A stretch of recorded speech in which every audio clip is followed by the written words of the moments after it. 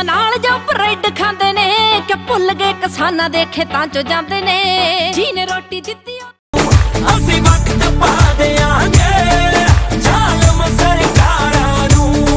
ਘਰ ਵਕਤ ਪਾ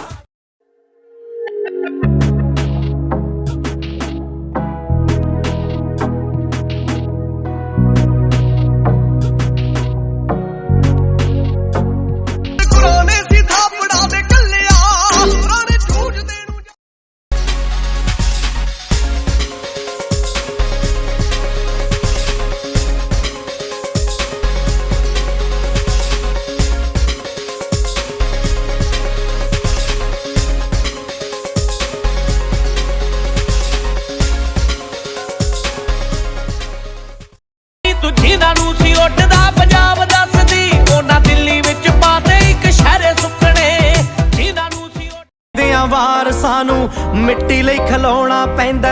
ਸਮਝੋ ਕਿ ਪੂਰਨ ਜਾਦੀ ਅਜੇ ਬਾਕੀ ਹੈ ਸਰਕਾਰ ਕਹਿੰਦੀ ਫਸਲਾਂ ਦੇ ਤੋੜ ਨਹੀਂ ਖਰੀਦ ਰੱਬਾ ਤੂੰ ਆ ਕੇ ਖੜ ਜਾ ਕਿਸਾਨਾਂ ਨਾਲ ਸਰਕਾਰ ਕਹਿੰਦੀ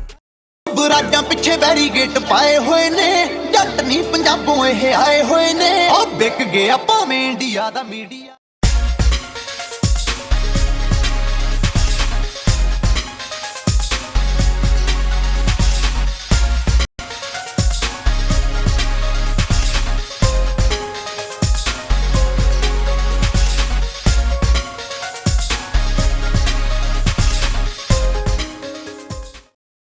ਉਹਦੇ ਚੰਡੀਗੜ੍ਹ ਤੱਕ ਜਾਮ ਲੱਗ ਜੂ ਜੇ ਅਸੀਂ ਵਾਰਦਾਤ ਕਰਤੀ